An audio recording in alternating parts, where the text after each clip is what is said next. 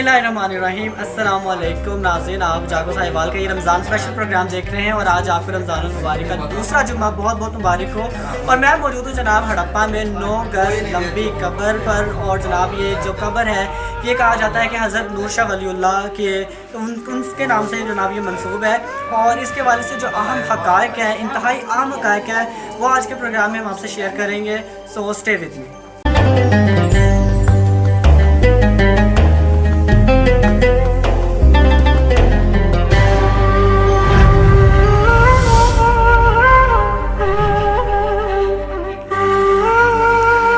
अच्छा जी, हमारे साथ फजल महमूद कासिम साहब मौजूद है। इनसे हम इस दरबार के हवाले से इन्फॉर्मेशन लेते हैं कि हज़रत नूर शाह वलीउल्लाह जो ये हस्ती हैं, इनके हवाले से इन्फॉर्मेशन दें। इनका बैकग्राउंड क्या था, इनका पस मंज़र ज़रा बताइएगा इस दरबार के हवाले से।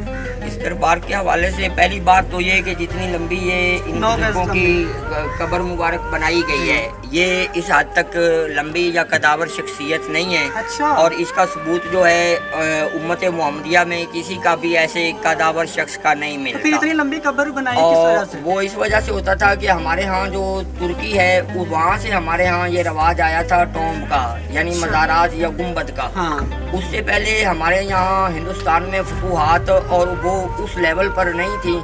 उस लोगों ने जब बुजुर्गान दीन के हाथ पर इस्लाम कबूल किया, अच्छा, तो जब वो इस दुनिया से रुखसत होते थे तो चूँकि पूरी तरह इस्लाम और इस्लामी मुआशरत वहाँ पहुँची ही नहीं थी। अच्छा। तो वो लोग उस चीज़ को नुमायां करने के लिए कोई ना कोई एक निशान बना देते थे। अच्छा। और ये सिर्फ निशानी रहे। हाँ। ये सिर्फ अकेली कब्र नहीं है, यहाँ पर बर्रे सगीर पाको हिंद में इस तरह की और कबूर भी मिली है। अच्छा, जो लंबी ही की तो गई थी। निशानी के तौर पर लंबी की गई है। निशानी के तौर पर नहीं था। हाँ, कद वगैरह उनका नहीं था, वो निशानी के तौर पर लंबी की गई है। ये बुजुर्ग दरमियाने कद के बारिश बुजुर्ग हैं। अच्छा। और उम्मत मोहम्मदिया से हैं और हज़रत शेख अब्दुल कादिर जिलानी रहमतुल्लाह अलैह के खुलफा में से हैं। अच्छा। तो लेकिन मुझे एक इस दरबार के वाले से एक ये भी चीज़ बड़ी मशहूर है कि जब ये दरबार के ऊपर पूरी छत की जाती है तो वो छत टूट जाती है खुद ब खुद ही। तो इसके पीछे क्या हक़ाइक़ है? हमने अपनी ज़िंदगी में खुदियाँ नहीं देखा।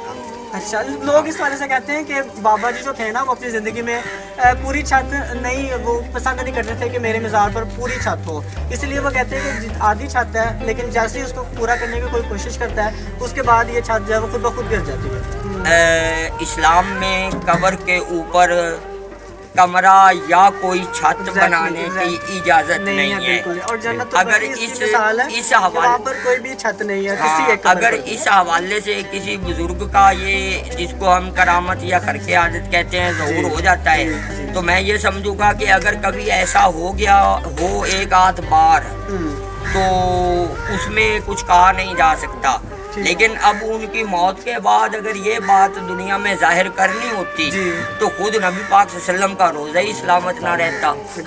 इसलिए हमने अपने 45 साल के दौर में ये नहीं देखा कि किसी ने यहाँ छत बनाई हो और वो गिर गई। चले, बहुत बहुत शुक्रिया।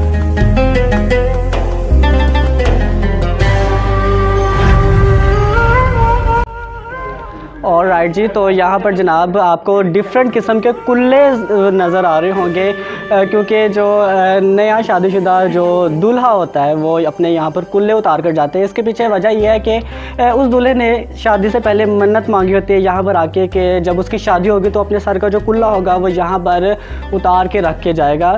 तो जब उनकी मन्नत पूरी हो जाती है उसके बाद जनाब अपनी मन्नत को पूरी करने के लिए वो यहाँ पर कुल्ले रखने आते हैं। और आपको ये उनके मज़ार पर डिफरेंट किस्म के कुल्ले जो आपको नज़र आ रहे होंगे।